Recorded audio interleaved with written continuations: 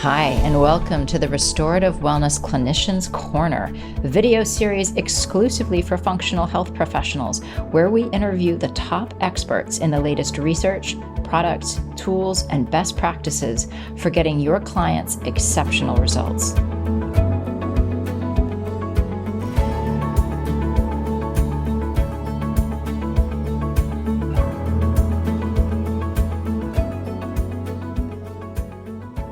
Welcome, everyone, to this episode of the RWS Clinicians Corner. I'm super excited to be wrapping up our year this year with none other than Cynthia Thurlow. Many of you know her already.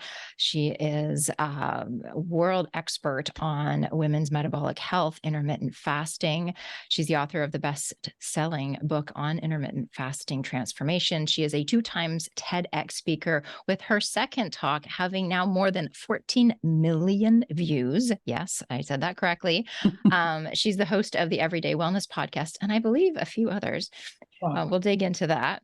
She has over 20 years experience in health and wellness. Cynthia is a globally recognized expert in intermittent fasting and women's health. She's been featured in all the major networks. Her mission is to educate women on the benefits of intermittent fasting and overall holistic health and wellness so that they feel empowered to live their most optimal lives. And I'm very proud to say that she got her functional health training both through NTA and here as a restorative wellness practitioner. She has gone through the core curriculum. Cynthia, welcome. It is such a delight having you here. Thank you. Thank you. I always enjoy connecting with your community. And because we all share this in common, that we've done the restorative wellness programs. And so I've been able to kind of watch your trajectory through restorative wellness. And it's so nice to be your friend and be able to contribute to this, this monthly meeting that your practitioners are attending tonight. Yeah. So, you know what I would love to do is, you've had such big success. And, we look at you, thought leader, author, multiple podcasts, speaker, these big group programs, practitioner training. I mean, you have done all the things. I would love us to go back, because some people think like, oh my gosh, she has it all. She is doing it all. And, we know that like behind the scenes, there's a lot of blood, sweat, pain, and tears there. It is not a smooth road. There's a lot of decisions. There's a lot of moments that happen along this journey. And I want to unpack that. And I want to actually go back to the real beginning, because you started out as a nurse practitioner in the conventional medical world. So give us a little context of like, what was that for you that inspired this transition into functional health to begin with? Yeah, it's such a great question. So I worked in clinical cardiology, both in inpatient and outpatient management of cardiology patients. And when I became a mom, super excited to have this healthy, bounding little boy.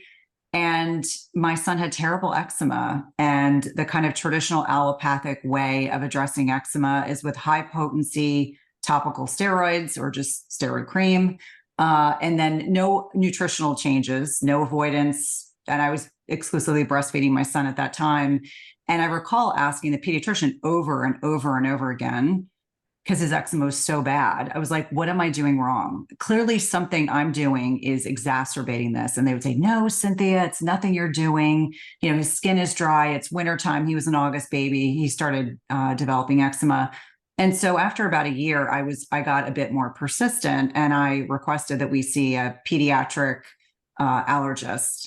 And much to my surprise and fear, he was diagnosed with life-threatening food allergies. So in fact, his eczema was connected to his gut health, as we all know, but also the fact that he had these life-threatening food allergies. And it made my world very small for years, because 17 years ago, there was not the information that there is now. There were not the resources at restaurants, and certainly there wasn't the education process about understanding that most children do not outgrow their food allergies. Only about 30% do. And my son is now 18 and he has not outgrown his food allergies. And so that really kind of got me thinking that something more was at play with the nutritional piece. And probably 5 years later, when I then had a second child and was growing kind of increasingly frustrated with the fact that my patients, I just kept increasing their meds, more blood pressure meds, more lipid lowering agents, more diabetes medications. and they were kind of like in a boomerang, and we were practicing evidence-based medicine. And I read a book called The Unhealthy Truth by Robin O'Brien. If you have not read it, please do. It's a book that changed the trajectory of my life. I get chills when I think about it, because as I read that book, I got angry. And as I got angry, I started to really question a lot of the training that I had. And I trained at a big research hospital, one that's very well respected. And I thought, if I wasn't getting the right education at that time about nutrition and about lifestyle, then most people were not. And so I took a leap of faith in 2016 after I'd finished my NTA program. And back then I was an NTC, so nutritional therapy consultant, which is hard to believe. That was 2015. In 2016, I took a leap of faith, and I got out of bed one morning and said to my husband, I cannot write another prescription. Mm-hmm.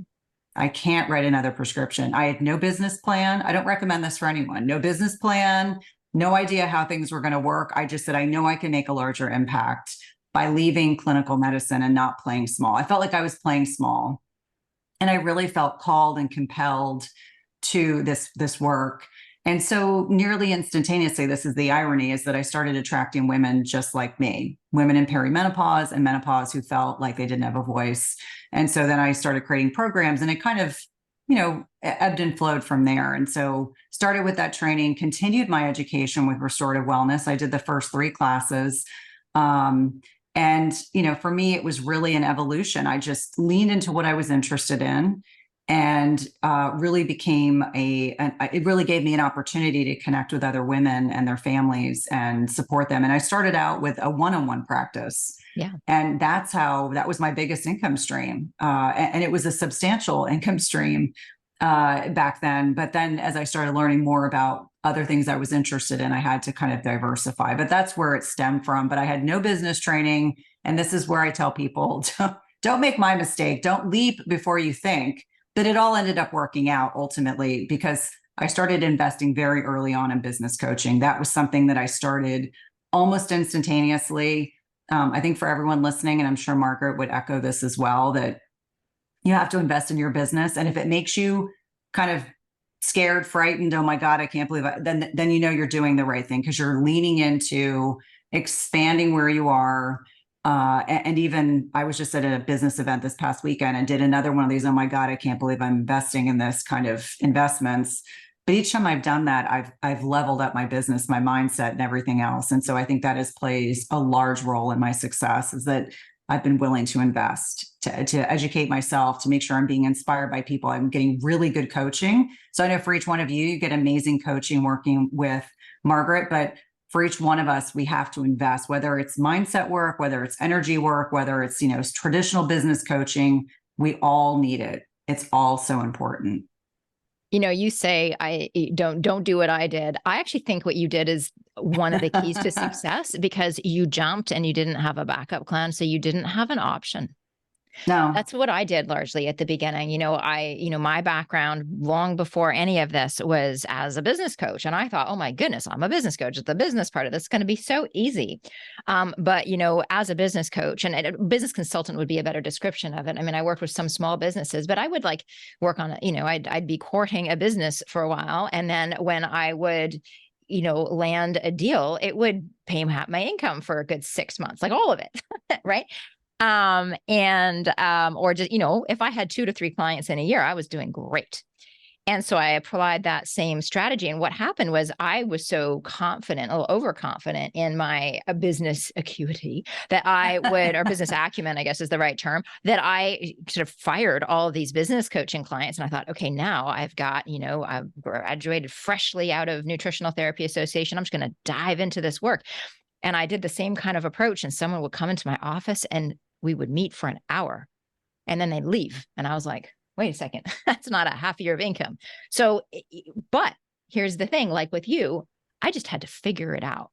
Yeah. So I actually think that, sometimes when there's a real safety net, that can be an inhibitor of growth, because it doesn't sort of push us off the ledge. My daughter's in swim meet, as I mentioned earlier, and she didn't know how to dive. She's just learned how to dive off the blocks.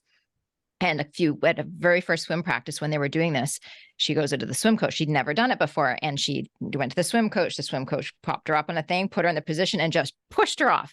And I feel like that's a really good metaphor for us, as business owners. In some ways, we need somebody to just like put us on the blocks and push us off and trust that like it might be a belly flop the first time, but you learn real fast. Yeah. I mean, I think that in the back of my mind, I had my husband, who's an engineer and is very fiscally conservative. I said to him, give me 2 years. Yeah. Give me 2 years. Trust in me that I will get the validation that I'm on the right path. And so there were definitely milestones along the way that he was like, holy cow, you weren't kidding. But in the back of my mind, to your point, I was thinking, I am not going to fail, because it's far too important to me to show my kids what's possible. Yeah.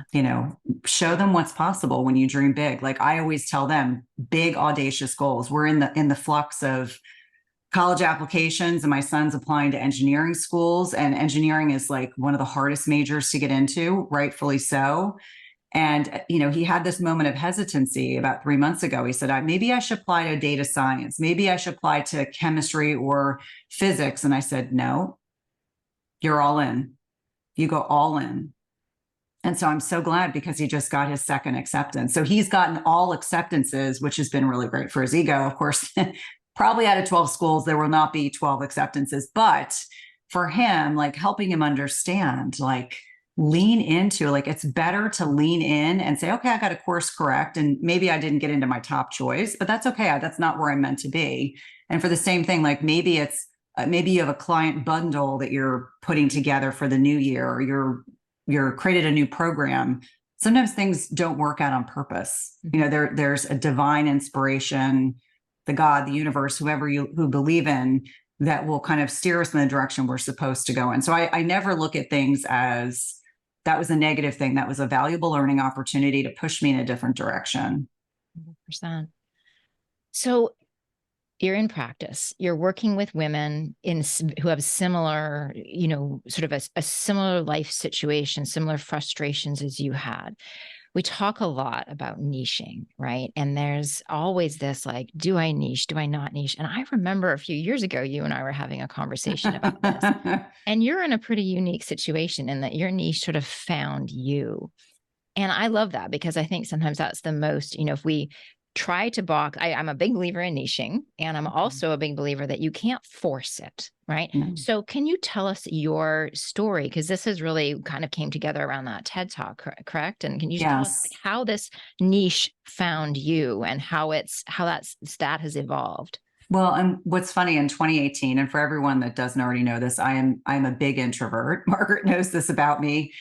In 2018, I decided to do a TED Talk, and my husband said to me, are you doing this out of ego? And I said, oh, no, this is like terrifying to me to think about committing a talk to memory and executing it in front of a big audience.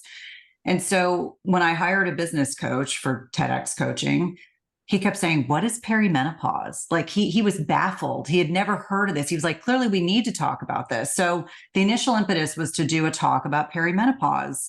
And I sent out, and I want to be really clear, I sent out over 80 applications, 80. I thought I was never going to get a TED Talk.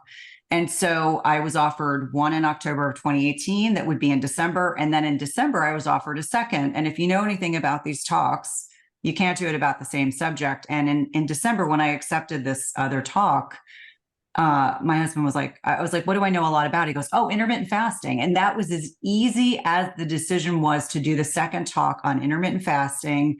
That venue asked me to do a female-centric discussion about fasting, not realizing that was going to change the trajectory of my entire life. So for me, I came to intermittent fasting as a clinician because I was weight loss resistant. And if any of you in perimenopause or menopause have ever experienced weight loss resistance, you know how frustrating it is. And so intermittent fasting was such a key strategy for me. And I started using it as a strategy with all my patients and clients, not realizing that fast forward to 2019, that talk that I said to my kids, I'm doing this talk after being hospitalized, and we're going to have this great summer. It's going to be really quiet. The talk is done. I can go back to living my normal life and recovering, not realizing that was the universe's way of validating, like, this is what you're supposed to be doing. This is the work you're supposed to be doing. And it allowed me to have a platform where people were like, okay, you're legit. So when Margaret talks about niching down, sometimes it's things we're interested in. So it should be something you're interested in.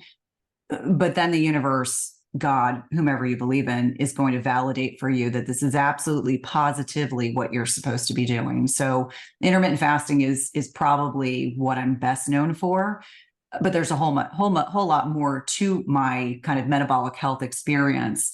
But that is by far the thing that has moved the needle the farthest for me in terms of not just publicly people knowing who I am, but also giving me some degree of expertise so that it's not just someone standing off in the corner saying, yeah, I like to talk about fasting. It's like, okay, you've actually done something significant. You've used it as a platform. You've written a book on it. You talk about it on your podcast, all these things that kind of feed into that. So don't be afraid when you are new at this or you're a couple years into your business, leaning into something you're really curious about. It doesn't have to be something broad. It could be something very specific. Like I interview people on my podcast all the time that are very niche down, whether it's SIBO, whether it's an ophthalmologist talking about macular degeneration. I mean, really leaning into their areas of expertise, because then they become this topic expert. Then they become someone that can identify themselves as someone who does continuing education, that has specific education around this, can speak to this. And then you can utilize that to, for blogs, social media, opportunities like this. A lot of what I do now is a lot of business related discussions, because I could talk about the trajectory of the last almost 7 years, but now there's lots of little metrics that have been ticked off along the way, like whether it's multiple income streams, whether it's a certain amount of income, whether it's, things that you've gotten very financially savvy with. I mean, all of those things, become very well-rounded, but don't be afraid to niche down. I think so many of us are so afraid that we're not going to serve everyone. But what I've come to find is that when you try to serve everyone, you serve no one. 100%. And I think it's important to let go of that scarcity mindset, because it's so easy. We just think, oh my gosh, we're developing a new program, and someone on my team said, should we do this program for men too? And I said, no, even though that would broaden the base.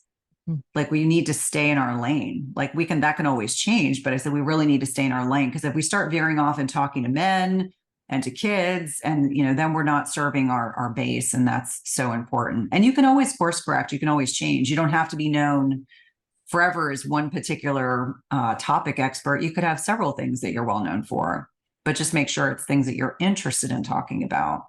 Well, so you've touched on a lot of really important points here. And so first off, this fear that so many have that niching will restrict your ability to serve more people.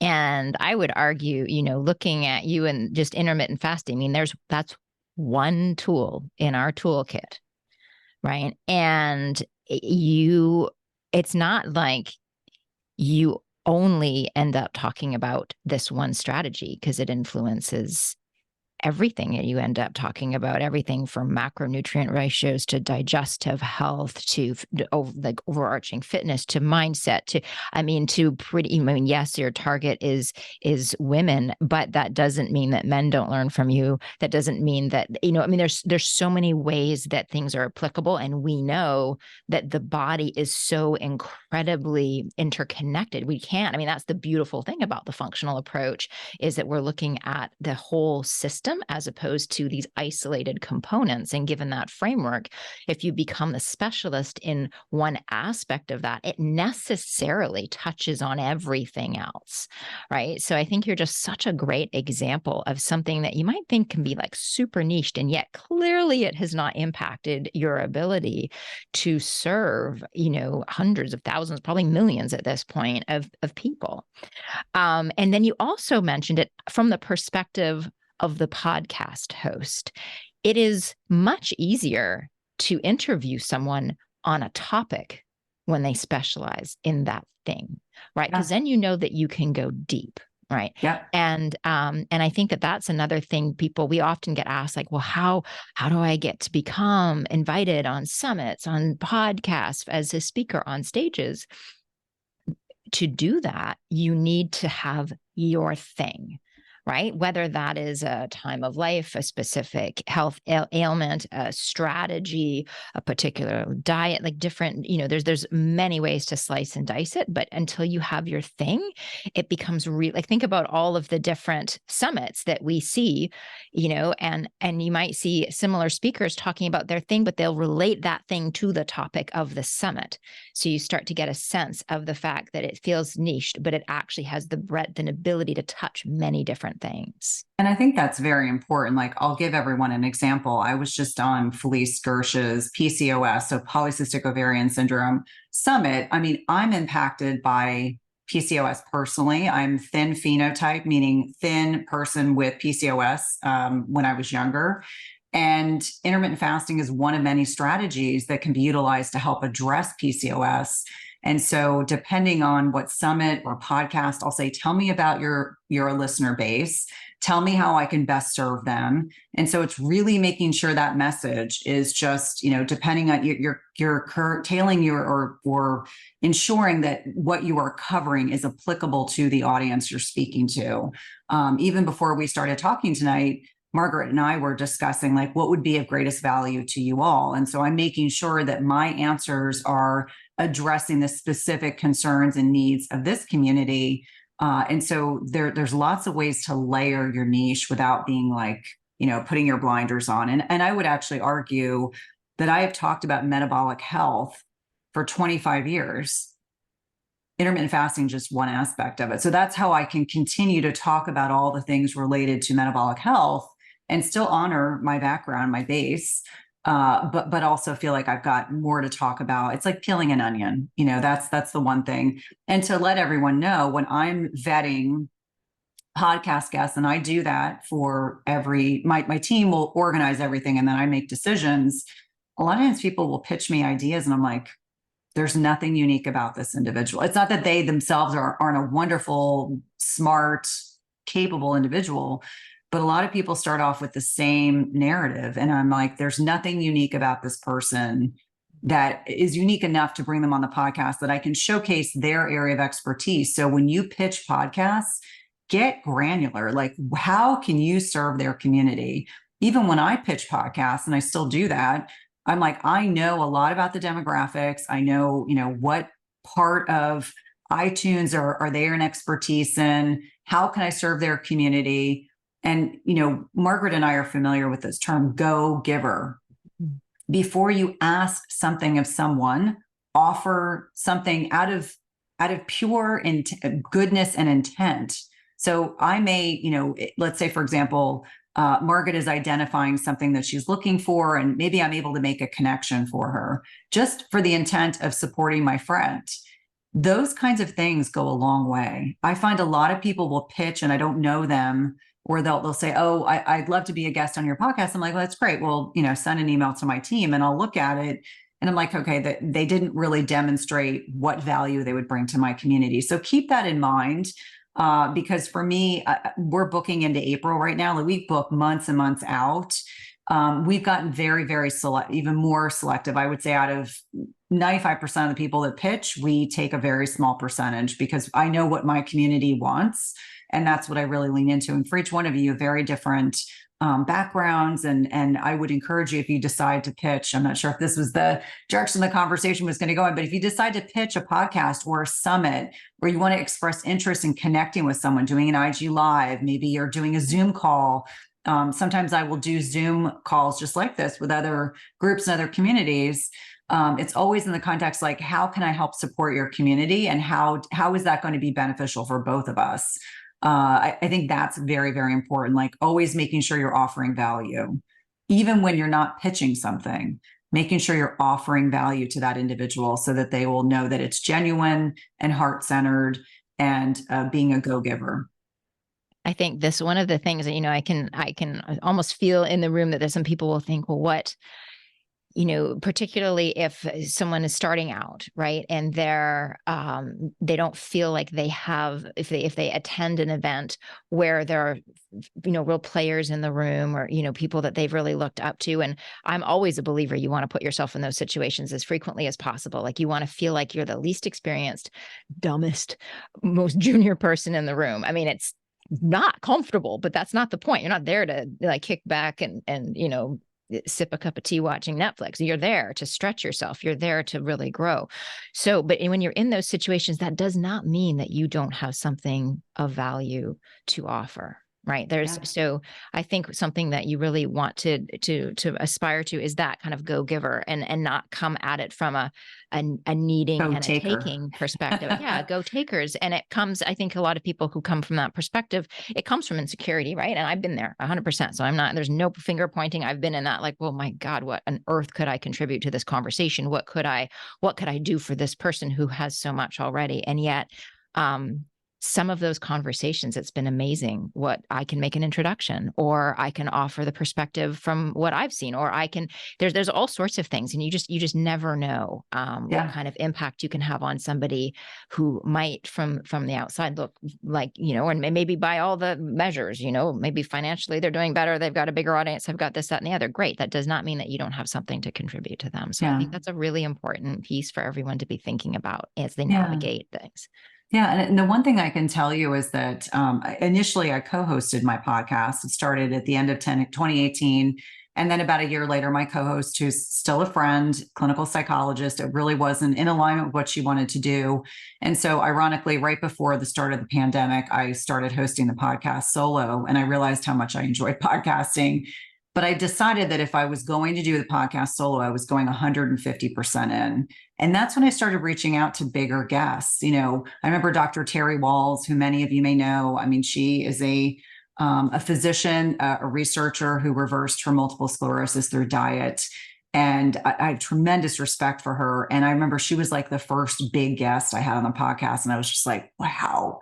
And just realizing, like, sometimes encouraging, like, how can I support your research? How can I support your upcoming book? That's sometimes when I get some of those bigger guests that I'm still, to this day, I still, I'm reaching for some of these bigger guests. How can I support you? How can I support your launch? How can I support your book? But don't be afraid, because I know when I joined the Mindshare Mastermind, that would have been 2019. The first event I went to, there were like 50 people in the room. Most of them I had been following for years. So it was very intimidating. I'm someone that's very confident. I don't lack confidence, but in that room, I was kind of like feeling very small. I came to realize over the course of several days, that's completely normal. We all have a little bit of imposter syndrome. But over the time, I really got to know these individuals, felt very comfortable with them. And so when we get uncomfortable, that's when we grow. If we don't ever get uncomfortable, we don't grow. So that's why I just joined this other group. It's a financial investment, but it was one that I needed to do because I felt like, for me, each time I level up my business and my mindset and my growth, it's when I get uncomfortable. Now, I'm not saying to put yourself in financial peril. That's not what I'm suggesting, but emotionally, intellectually, recognizing there are people that know more than you do, and that there's a lot to learn from these individuals. If you're willing to be coached, and you're willing to invest the time in working on, your mindset and your business and whatever aspect of your business you're kind of focused in on. So I think that that's very, very important, being surrounded by people that inspire you to push and to level up yourself, your mindset in particular. If any of you are not already doing this, I really encourage you to do mindset work, to read books that inspire you, to listen to lectures. I'm a huge believer in that I will be a lifelong learner. I think that's why I like podcasting so much, because I'm just a gigantic nerd at heart. And I love to learn, and I love to read, and I love to, listen and absorb from other individuals. But that's something we should do forever, because ultimately that helps your business, that helps your mindset, that helps your clients, because you're constantly yearning for more information. And it's okay. For example, there are things I used to say 10 years ago I wouldn't ever say now. And I'll just say, I used to prescribe X drugs. I would never prescribe this drug now, and here's why. But I think it's helpful to be transparent and to be, to be forthright about, the things that you've struggled with. Like, here's another thing. Like, I can be very private, but I've had to learn to be less of an introvert, more kind of extroverted, more willing to share, because people don't connect with perfect. They don't connect with perfect. And I think on social media, there's oftentimes a very carefully curated look and aesthetic. And I'm here to tell you, like, I'm sitting here tonight I'm in gym clothes. I took a Pilates class earlier today. I'm still in my gym clothes, but I'm showing up as my perfectly imperfect self. Now, if this was 5 years ago, I would have been like completely done up and I would have had a beautiful blouse on and I probably would have my hair done and a bunch of other things. But to reassure you that what makes us relatable, what makes us likable, is being perfectly imperfect. Oh, thank you. It's the blue blockers. I want to get really tactical for a moment here because you did that TED Talk and it blew up, but really quickly. I can remember seeing you it was San Diego at the time, and it was just weeks after the TED Talk released, and you were already, I mean, had you hit 1 million? Close to it. 3 million. Yeah. Yeah. I mean, it was like bang, bang, bang. So tell us strategically, how did you choose to leverage that? Because a lot of people have big successes in something like a TED Talk or what have you.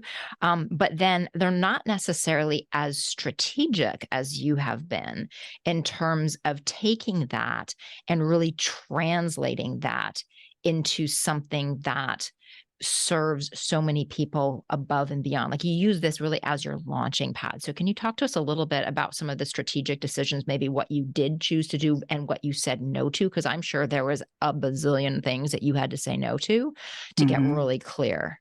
Yeah. So the talk came out in May of 2019 and I had 1 million views within a week. So I knew this was very different than my first TED Talk, which has a respectable amount of views, but it was nowhere near as popular. And I think it was literally just like lightning. Like, that was the zeitgeist at that moment in time. People were searching for intermittent fasting, and I had just done a talk, and then it just kind of exploded. Now, I can tell you that my team and I, we were a team of 3. We were not ready for that. We did not expect that. So my website crashed. We quickly pulled together a program. I remember saying towards the end of May, I was like, I've thought about going to Mindshare. And I think maybe this is the universe's way of telling me I should go. And that was like the first decision I made was I'm going to Mindshare. It ran around my son's birthday. So all 4 of us went out to San Diego and I attended these meetings and I met, some of our closest friends at this event, many of whom are recognizable names. Many of you probably know who they are. And I went to a luncheon for this mastermind, and I'm sitting in the luncheon and I'm thinking to myself, pardon me, holy crap. I have never spent so much money in my business. I'm sweating. I'm like, I don't know if I can do this. I mean, I was so uncomfortable with the thought of spending that much money. I'd never spent that much money on my business. I mean, I was literally sweating, but I said, you know what? I'm going to submit the application. If I'm offered a spot, because it was super exclusive, then I'm going to figure it out. So I submitted my application. I remember JJ Virgin was, understandably, has her healthy boundaries because it's a room full of, many, many people. Submitted my thing, went about the day, got invited to attend, agreed to go. I was like, okay, I've been selected now, I'm going to go. And that was really the beginning of this incredible opportunity, because the irony is probably a few days before I went to this event, there were several publishers that were approaching me that wanted me to write books. And I'm not kidding you, when I was offered like $20,000 to write a book. And I thought to myself, that doesn't make a lot of sense. They're going to give me $20,000 to write a book, and it's going to be a lot of time to write the book. And I just said, I don't think it's the right time to write the book. So I just politely passed. That's hard to do. That's hard to do. Like, people can get really just the cachet of like, oh, wow, someone came to me and wants to pay me this money to do it. And they actually flew me to New York to meet with the publisher. And I just remember being like so overwhelmed with that offer. And I just politely said, I don't think it's the right time. Thank you so much. I'll explain to you why this is ironic. So I joined the mastermind. I'm introduced to arguably the biggest literary agent in the health and wellness space in November of 2019. They only introduced one person at this event to this publisher, to this literary agent, and that was me. We started to kind of develop this rapport and relationship, and with a lot of coaching, I figured out, okay, I'm going to write a book on intermittent fasting in women. Fast forward to the end of 2020, and I'm going to share this with you all because I think it's important to be transparent. I write a book proposal. It was one of the hardest things I've ever done in my life, actually harder than writing the book, because you are essentially pimping yourself. You're like, I have this many social media followers and this many downloads on my podcast, and these are the people that I know, and this is how I can guarantee you I'm going to sell a lot of these books. So my book goes to auction. I'm a first-time author. I have no idea what an auction is, what that means, what's the significance of it. There were 7 publishing houses. 5 of the 7 were the big 5 in New York. They're the ones, Penguin Random House, Macmillan, Simon and Schuster. These are the big publishing houses. And they put me through an auction. And it's essentially the publishers are wooing me. They want the rights to the book. They want to work with me. We go through 3 auctions. The publisher that I like the best is the one who came out with the highest offer. It was a 6-figure sum, mid 6 figures. So a lot of money, more money than I ever made as a nurse practitioner or could have ever imagined. I nearly fell out of my chair when the agreement went through. And so I was offered multi 6 figures to write this book. That came out of this. So it was like each opportunity that afforded itself, I took every opportunity that was offered to me. I was incredibly coachable. I leaned into being uncomfortable. I wrote that book in the midst of the pandemic. My kids were home 24/7. My husband and I were home. We had sold a house, building a house, living in rentals, got that book done, created a coaching program at the same time. And so the point of why I'm sharing this is that every opportunity, every door that's opened, I've leaned into, every single one. And I think it's made all the difference. So many of these decisions that we make, they don't make sense at the time.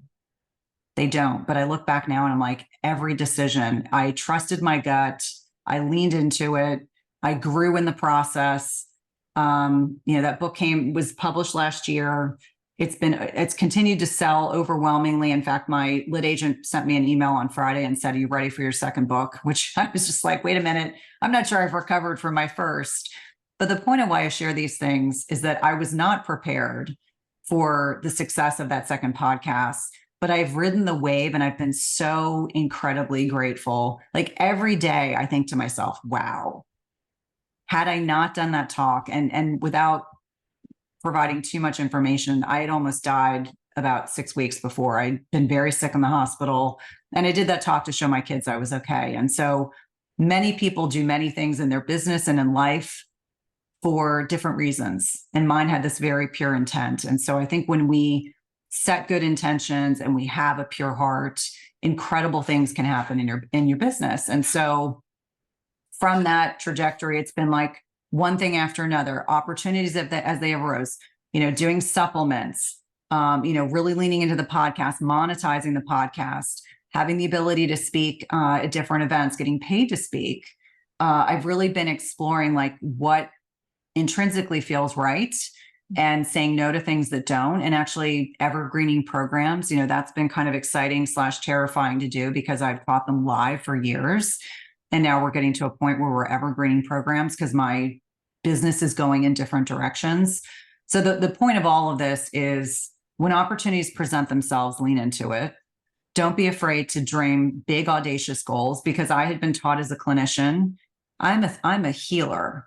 I'm not supposed to make a ton of money. I'm not supposed, like these not supposed to messages that we receive from society or from family members or well-meaning friends. You create your own reality. To me, I'm creating opportunities for my family that I never thought were possible. And so I hope for each one of you that what you take from our conversation tonight is to kind of lean into opportunities as they arise. 7 years ago, I was doing little teeny tiny summits and little teeny tiny podcasts and connecting with women in other businesses who I'm still all very close to. And then things have kind of expanded. And so those opportunities are available for you all as well. Just, investing, like don't get caught up in like what other people are doing. Like even I don't allow myself, like I just put my blinders on all the time because it's very easy to get distracted by the noise on social media. I will give everyone an example. I have several friends who've written books about women in fasting. Mindy Peltz, Megan Ramos, we are all friends. There is never a question in my mind. I don't ever compare myself to anybody else in this space. We are all doing great work. We're all serving people. We're all stronger together. And so that mindset of abundance is one of the most important things that you can afford yourself. We're all human. Let me be clear. I have bad days just like everybody else. But like overall, my prevailing mentality is mindset of abundance. There is plenty of work for everyone. There are plenty of clients. There are plenty of opportunities. You just have to push yourself. You just can't be complacent or scared or in a position where you're not willing to grow. Like I feel like, we're designed to be like plants that grow, lean into the sun. The sun is going to allow us to grow. It's going to give us the nutrients we need to be able to grow. And so for that reason, like I say to my children, I mean, they know my mindset. My husband laughs at me, but I'm always like, big, audacious goals for every single person. Like I still make them. I'm sure Margaret does them. And if you don't, start tomorrow making some big, audacious goals. Well, one of the things I think is so important in this too is big, audacious goals. And you said, the fear piece. Fear is real and you can be scared. And that's not a reason to not do it, right? It just means that you're at your edge. It means that if you're comfortable, just like we talked about earlier, then you're not growing, you're not stretching.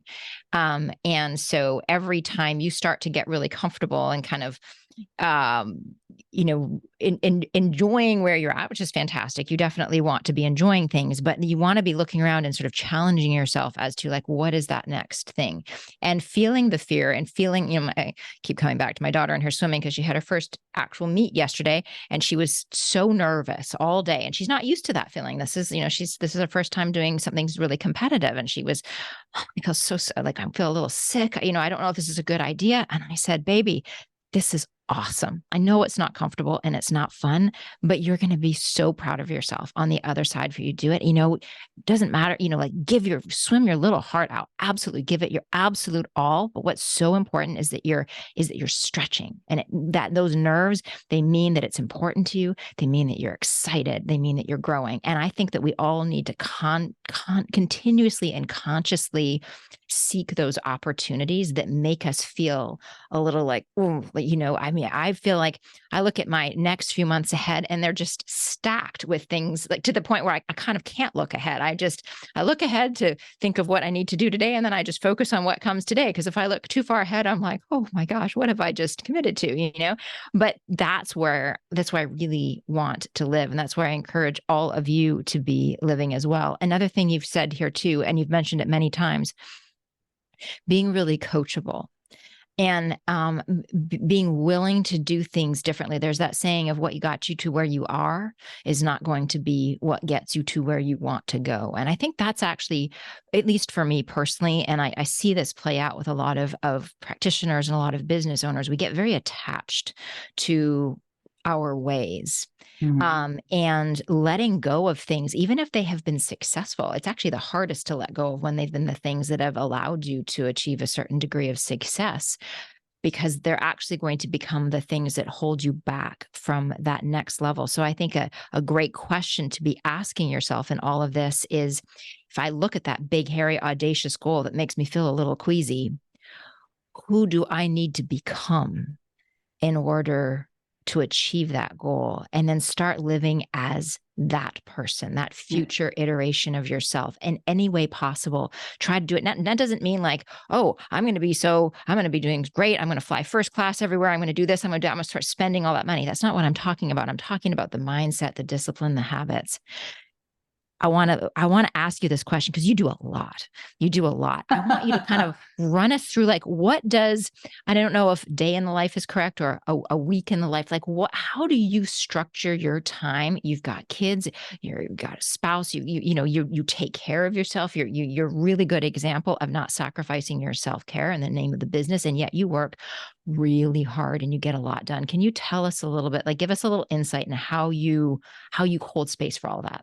Oh, I love this question. So anyone that's a clinician in this space will understand what I'm about to say. My biggest struggle the first 2 years I was an entrepreneur was not getting up and immediately starting to work, because I was so conditioned to getting up, going to the gym, going to the hospital or going to clinic and working.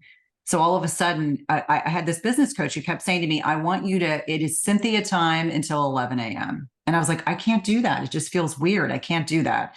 Well, you better believe Cynthia time is from the moment I wake up until 10:30. I mean, obviously, let me be clear. There are days where my day has to start earlier. Like when I say when I'm in front of other people, I get up, I walk my dogs, I'm out in nature. My husband and I usually do that together. And then I exercise, and then I might meditate, or I might get on my PMF mat, or I might do zone 2 training, or I might go to the gym, whatever it is that I do.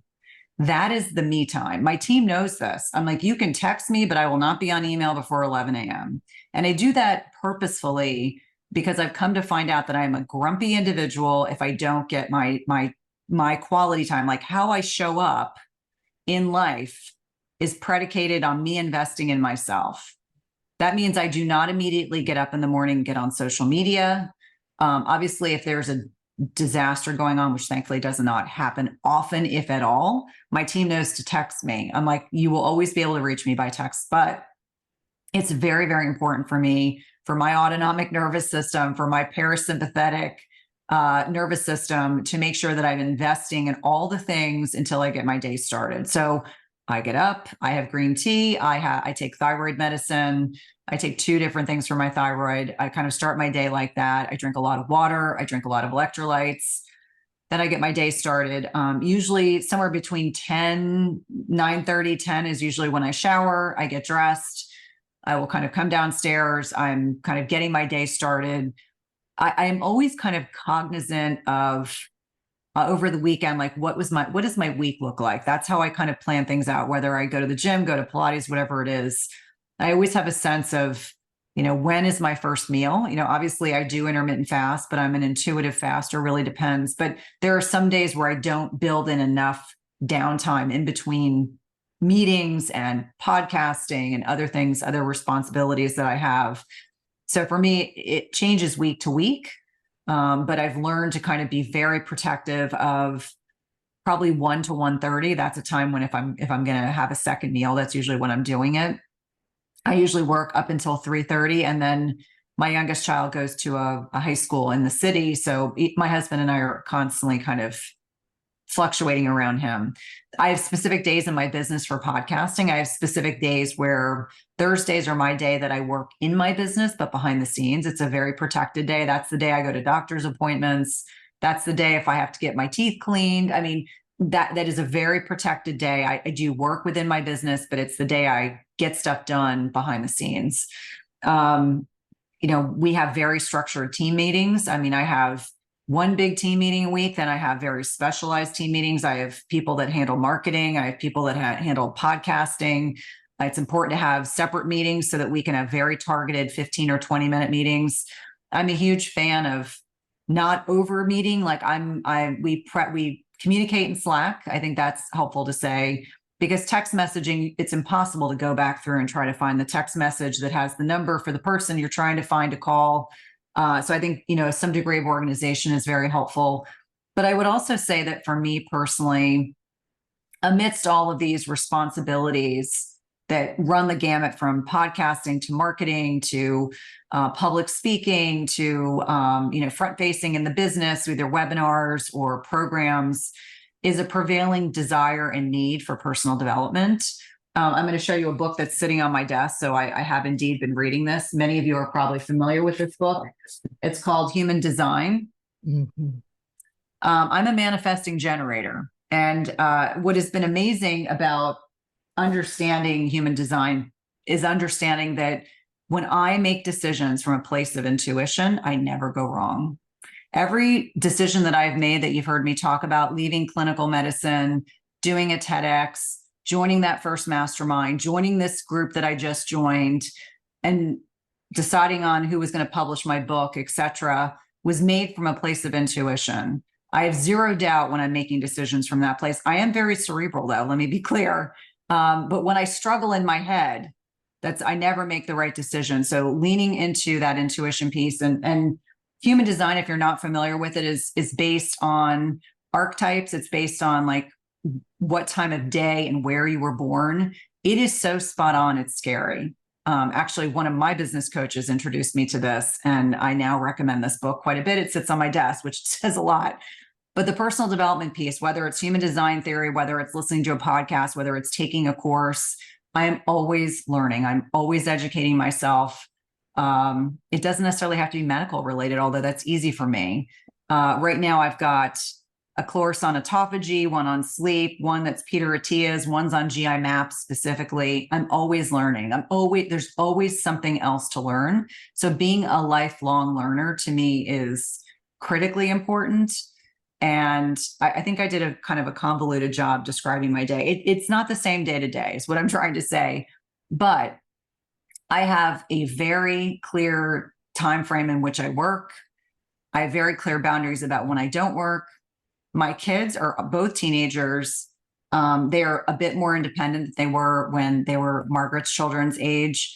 But I was the person that did everything. I took them to every sport. I attended every meeting. I did all the things. I was room mom. I did all those things. And I'm so glad I did that, because now that they're a little bit more independent, we still have a great relationship. But I am a big proponent of vacation, and I lean into vacation and I disconnect and I prioritize it. So the most important people in my life are my boys and my husband, and they know that. So it's unusual for me to be working at this time of night, but this is a special day, and I love doing this. I don't in any way want that comment to come out the wrong way, but I'm usually very clear about when work ends and when work begins. And I'd rather work very hard for 5 or 6 hours at a stretch than have a very disjointed, disconnected, disorganized work day. Like, many people work from home, but they don't really work. Like, I will focus on a task for a specific amount of time. I don't check email all day long.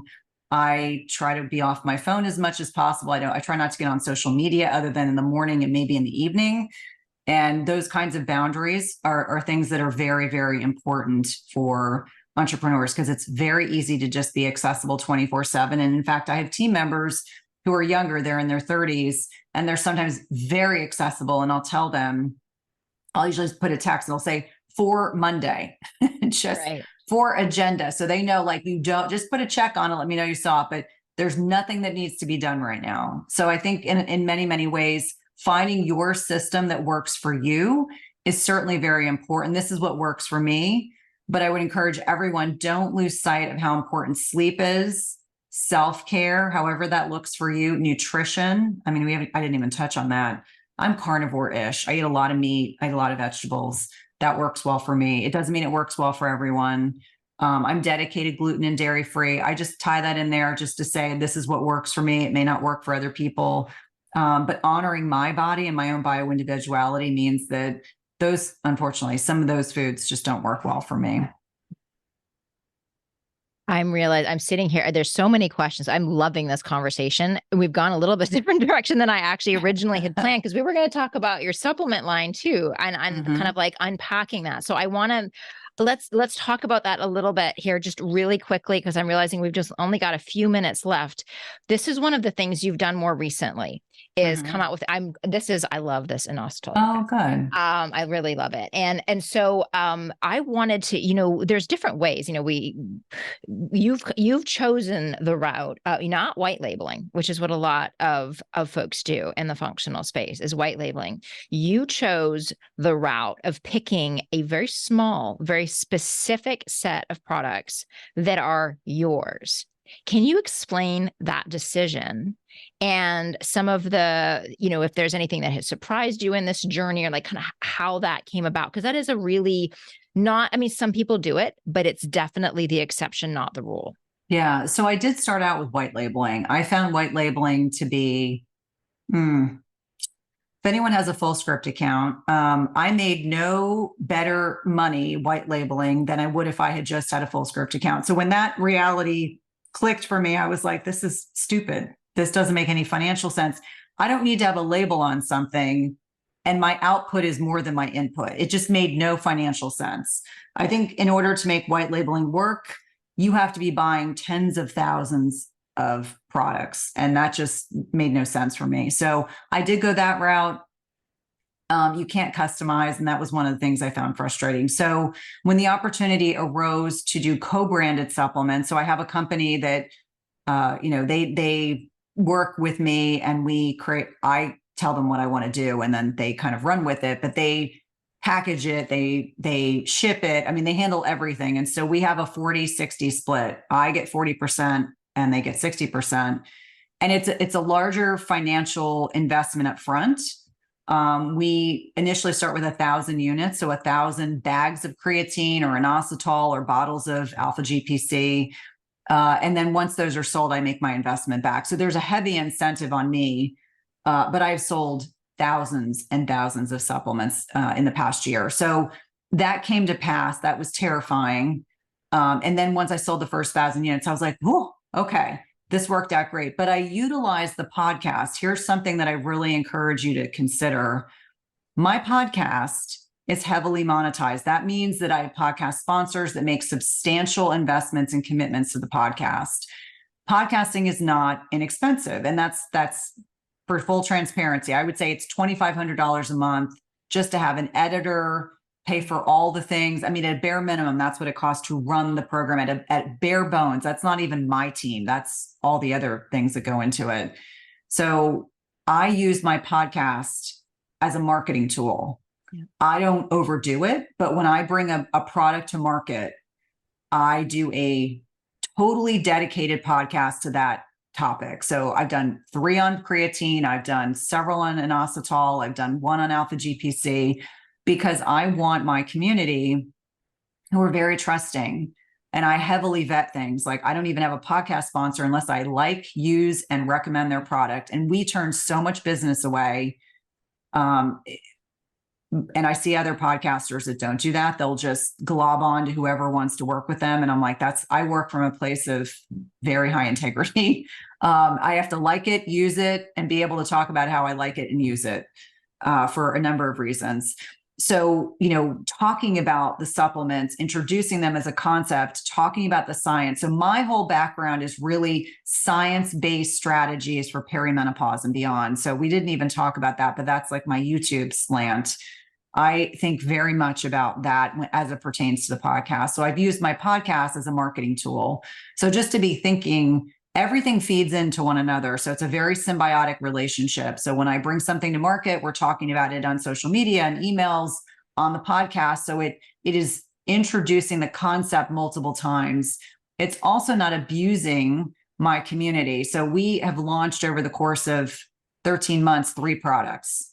I could have launched 2 more. I told them no way. I was like, if we launch 2 more products, it'll be for 2024. And I think that's another important thing that in the context of talking about supplements, whether that works for you or not, I think it's important to talk about not overselling to your community and being respectful of your community, because I see people that do a beautiful job delicately dancing around the subject of selling in the context of education, inspiration, empowerment, because that's where I come from. And then there are other people that it's a hard sell all the time. And that to me is not in alignment with how I do business. And I would imagine for this community, probably in the same level of agreement. So supplements have been a delightful and wonderful surprise as another revenue generator. It is, I've been very humbled and grateful that has worked out so well. But it's a fun way to add to your business model. I have friends that do tens of thousands of sales every time. I'm thinking of Amy Horniman, who has a couple supplements, and I just saw her over this past weekend. And so there's, as your business kind of scales, you can absorb more and more product. But that has been a wonderful, wonderful way to add to my business and feel like it's a way to add value to customers and not feel like I'm selling to them. Like this is something that would be of benefit. Like to me, as an example, creatine and inositol and alpha GPC have been game changers for me personally. Inositol, because what middle-aged woman is not struggling with sleep? I don't care if you're taking HRT or not. It can really be a challenge. And to me, it's a total game changer. Creatine, because a lot of what I talk about is muscle, metabolic health, but we know creatine is also helpful for bone health, brain health, jet lag. Like, you better believe I took some creatine this morning with the jet lag coming back from the West Coast. So I think in the context of Margaret's initial question, it's helping everyone understand there's different ways, like maybe white labeling works for a little bit until you get your feet wet and you feel comfortable and you feel like that works well for you. And then use it as a springboard into working in conjunction with a company, co-branding or developing your own supplements. I think the next step for me is developing my own supplements and not in conjunction with another company, which that's kind of on the horizon, I think, next.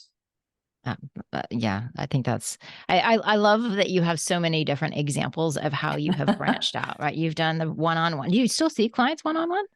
I have one one-on-one who has been with me since the beginning, and she has just made it clear that she's not willing to not work with me. So she pays me a large sum of money, and she's absolutely delightful and easy to work with. And so I said, this works for both of us. But yeah, that's probably worth just touching on briefly. When I moved away from a model of one-on-ones, which I was making six figures doing that was terrifying, because that was like guaranteed income. And every day we have people that want me to work with them one-on-one. So don't be afraid to pivot. Obviously now, like, my podcast is, that's at a whole other trajectory and level. And so if I hadn't done that other opportunity would not have opened. But diversify. I think it's helpful to diversify, so you don't just have one revenue stream. If you have a business that you've got consistent clients, and I know I saw questions, and I want to be mindful of that. Even if I don't answer them right now, I'll make sure that I get them answered for you all. Just be thinking thoughtfully about other ways you can add to your business. Like in the very beginning, I still do Beauty Counter. I'll just be transparent. But, back in 2017, I brought Beauty Counter on because I liked their products. And so that was, a way, that an additional income stream that I still have to this day. I don't do much with it, but affiliate partnerships can be wonderful. I have some where there's a company that will remain nameless, and I think I've made $50,000 this year just through affiliate monies. And so it can be like real money, real money. So just be thinking about diversifying when you get to a point. I think that diversifying is, you have had so many great messages here. Leaning into the opportunities as they come, following your instincts, doing what you love. I saw there was a couple of questions about, how did you craft a TED, this like showstopper TED Talk? And one of the key things I'm hearing from you is that you didn't know it was going to be a showstopper TED Talk. You crafted something that you knew inside and out, that you wanted to share, and you got up on that stage to show your boys that you're okay. Like, you did this from such a place of service, and then it dropped in this environment that was so ready for it. I think that when we set out to create it's like trying to make a social media post go viral. That's like the thing that will never go viral. Right. I remember back in the day when I used to do a lot of blogging back in my old Eat Naked site, I was doing all this research because I was breastfeeding my first daughter, and I was desperate to detox. I know now it's my genetics. I have like all compromised detox pathways. But at the time I was just like, oh, what can I do? What can I do? And there was no resources. So I did all this, like, okay, well, what can I support? And I was doing these things, and I was working with a lot of clients like myself who were in that same position of like, I'd been a, lifelong cleanser and doing all these things. And now all of a sudden I couldn't do any of it. So I wrote a post on how to detox while breastfeeding. And for years, that was the top hit on my website, like hundreds of thousands of, it was like, what?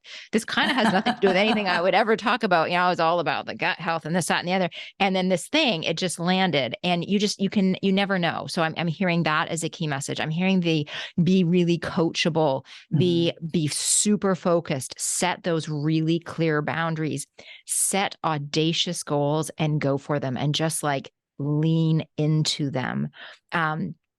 And then do what's in alignment with you, like be in full integrity with who you are. That's probably why we get along so well. Is I love your integrity with things that you will not have a sponsor, you will not promote a thing, you will not have a speaker if it's not somebody who is in real alignment. I have that conversation with our financial team a lot, because we do promote other programs and there is affiliate income, but I will never let that be a forecasted line item on our budget, because I never want my promotion of somebody else's product to come from a place of I have counted on this money. I want it Mhm. always to come from a place of, I freaking love this so much. And I need to stand from the rooftops and tell everybody about it because it's changed my life. It's changed these people's lives, and y'all need to know about it. And if I make some money, whatever, that's great. It's a nice little bonus, right? So I love that you have this just utter integrity and those clear boundaries and this great work ethic of like, you sit down and you're not cranking out 12-hour days. I know that you don't. That's one of the reasons why I wanted to ask that question, because I think some people think that that's what's required, but clear boundaries, a clear head, and then very dedicated time when you are working is so critical.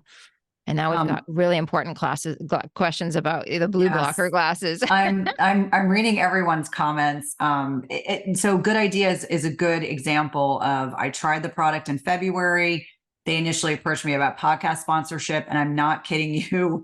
It took months to make that come to fruition. And I kept saying to my team, I love this product. My family drinks it. I was like, this is so much in alignment, and it really has some cool research behind it. So I'm glad, Lisa, that you enjoyed that. I'm just going to quickly, if it's okay, I'm going to Yeah, please answer as many questions. I want to respect your time, but no. I'm enjoying this. I actually love talking about business stuff. Carrie asked, do you have a team when working one-on-one? Yes. In 2018, I hired my first team member. I hired an admin, and she did some tech work behind the scenes that I didn't want to handle, like lead magnets. And like, I'm like, I can create the lead magnet, but I need you to figure out how it goes out on email. And so initially I started with a marketing person, started with an admin, and then added a marketing person. My team now is 10 people, and it's growing. I now have a dedicated researcher. If any of you know Chris Irwin, he's the ketologist. He's amazing. He came on board. I've got a full-time blog writer.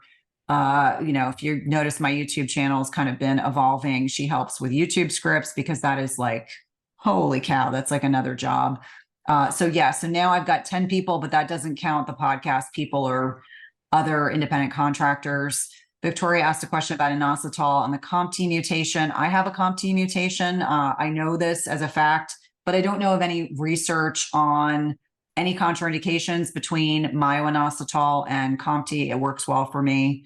That's epigenetics and genetics are not my area of expertise. That's Christina Sanders, who I think is also a restorative wellness practitioner. I always defer to her. She and I went to grad school together many years ago. I do not own MitoPure. Thank you for that.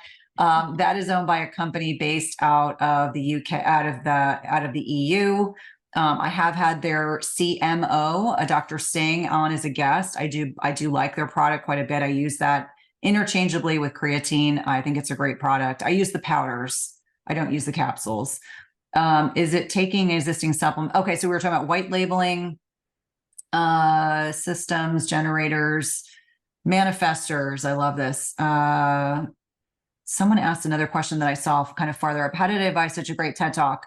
I hired a coach who is actually my business partner for a program that we have that's called Collective Wellness. It's a side gig that we do. We coach people through TED Talks and keynotes and things like that. So I've always hired coaches. Remember what I said? I hired my first TEDx coach for my first talk, which was in Toronto in December, actually exactly 5 years ago today. And then my second talk in Greenville, South Carolina, they assigned us a coach. So that was a bigger TEDx experience, but having a coach, because the people that didn't have a coach, it showed in that first TED talk. Like there are people who got up there with notes, and that's like a no-no with TED. And you could just tell the level of professionalism, like the people that were ready versus those that were not. What did I want to do a TED Talk? Because I'm an introvert and I wanted to do something challenging. that was how that worked. How did you go about getting your first clients? They actually kind of found me because I was doing a lot of video. I had a business coach at the time that encouraged me to do video, like organic video on Facebook in 2016, 17, went a lot farther than it does now. And so I was getting on social media. A lot of it was word of mouth. My physician colleagues were referring quite a bit to me as well. I think those are like the gestalt of like big questions. I tried to make sure that I answered as many as I could. How long did you focus on one-on-one work before moving away from it? 2016 to 2020 is that time frame. In 2020, it was a painful decision because that was a serious revenue stream for me, and that was hard. My company is called Collective Wellness. You can actually learn about it. So it's Tucker Stein was my original TEDx coach. He's a dear friend. I adore Tucker, very high integrity, and we still work with private clients. And that's different. That's a different kind of coaching. Did you start your podcast after your TED Talk? No, the podcast officially started in September of 2018. So it is technically 5 years old, but 2020 is when I went solo, and it's just been exponential growth since then. How did you find and select your business coaches, especially starting out? Honest to God, I feel like people I kept seeing certain people, like I was paying attention on social media. If any of you know who Amanda Truss is, Amanda Truss owns a probably 9-figure business now called Faster Way to Fat Loss. Honest to God, she used to do business coaching. She was my very first business coach. The irony is not lost on me. It was a good fit for getting me out the gate, like creating a program. Like her first thing was like, you need to create a program. You need to be doing public speaking. You need to be on video. And that was very helpful. Ask around. I mean, I tell people all the time, the business coaches that I've had, I still refer for the most part. There are a couple bad eggs I don't refer to, but I've had very, very good male and female business coaches. And so I will oftentimes refer to them if people are at a stage in their business. Some people really prioritize working with newbies. Other coaches only want to work with people that are more established. I would encourage you to seek out recommendations from other entrepreneurs. I would interview people. Any good coach is willing to be interviewed or to at least meet with you and do a discovery call. But here's my piece of advice. It's an investment. You have to treat it as such. You know, when you start getting fixated on the number, you're not even paying attention to the message. I think it's very important that if you're going to make that investment, you're willing to do the work. I'm going to say that again. If you're going to make the investment, you're willing to do the work. In the very big mastermind that Margaret and I I was a part of, Margaret is still a part of, there were a lot of people that I think their business was a hobby. This is not a criticism. I'm just going to speak facts. My business has always been a business. It has never been a hobby. So I look at it as if I get advice, if I ask questions, I take action. But there are people who get analysis paralysis. And so you have to be willing to kind of, if someone's giving you the advice, at least take some of the advice and make some actions, you know, do something that moves you forward. Like I do business coaching with my coaches, and I have a couple that are in analysis paralysis, and my whole team will say like, they haven't moved anywhere from 6 months ago. And I was like, I know. And then we've got other ones that you tell them to do these 3 things and they do it. And then they're back for more. They're like an anxious puppy. Like they're like so ready to do the work. So I think those are the recommendations I would make. I think you should also make sure if you're making an investment that it's very clear what you are getting for the investment, because there are unscrupulous people out there. So make sure you're not paying a lump of money and then they disappear. Make sure that it's clear, like you get 1 30-minute session every other week or whatever it is that you're getting for that investment point. I think that's very, very important. And any advice on timing on when to start a podcast? I would say anytime is the right time. Anytime is the right time. And if you were embarrassingly enough to go back to the very beginning of my podcast, I wasn't a very good listener. I was not a very good host. I mean, I cringe now because I'm a very good host and a very good listener and a very good prepper. I do all the right things now, but you know, I always say, don't go back to the beginning. Maybe go back to like episode 90 and work forward. But over the time we grow and we get better. But don't put off doing a podcast because there are a lot of people doing podcasts. That's oftentimes I hear these limiting beliefs. People will say, but there's so many people doing podcasts right now. It's not an excuse not to do one. You know, there's probably someone who needs and would appreciate your unique perspective. So thank you, everyone. What an absolute wealth of information. Thank you so much, Cynthia. This is it's such a wonderful opportunity to just really kind of, as I said, look behind the curtain and, you know, get a sense of what it takes and some of those key mindsets, elements, key habits, the key boundaries that you have established. How do people stay in touch? So Instagram, give us all the things. Yeah, I would Oh, say, and you're still doing practitioner training, but one more time, right? yeah, And stopping. This is the last yeah. opportunity for non-licensed. Talk a little bit about that. Yeah. So I have an intermittent fast. So it's IF 45. So it comes out of that book. It's a practitioner training. We are changing the model in 2024. We are going to just licensed healthcare providers because we're getting about a 50-50 split. But I'm just finding like I understand the intuitive needs of clinicians because I am one.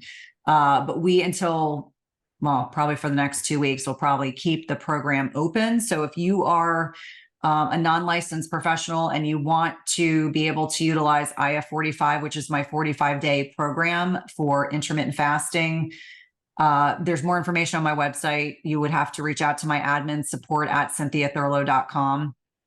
But that is a really great way. It's a program in a box. There's monthly meetings with my team. There are quarterly experts that we bring in for the group, and it's a really amazing group of women. It's all women. Everything is done in terms of didactic training, and a Thinkific modules are all there. And then you take a certification exam, and you can get both NAMP and or VCNP, so the Virginia Council of Nurse Practitioners. So if you are a nurse or a nurse practitioner, you can get those types of credits, but you can get NAMP credit. So it is certified by those organizations, which is super exciting. But if that's of interest to you, I would encourage you to reach out before the end of the year because it's going to be a different model in 2024. Easiest to reach me through my website. My admin is Jamie, support at cynthiathurlow.com. I'm active on Instagram. I'm snarky on Twitter. I have a free Facebook group called Intermittent Fasting / my name, Intermittent Fasting Lifestyle / my name. It's a free Facebook group that you're welcome to join. Obviously, my podcast is Everyday Wellness. I've had Margaret and her wonderful husband on as guests. And then YouTube, we're growing YouTube. So if you would love to subscribe, we're, looking at finally, I have the bandwidth to be able to do it, but we are putting out really great content multiple times a week. And I would love to see you there as well. Wonderful. Thank you. We'll link to all of that. This is just awesome. You're great. Thanks, everybody. Thank you so much.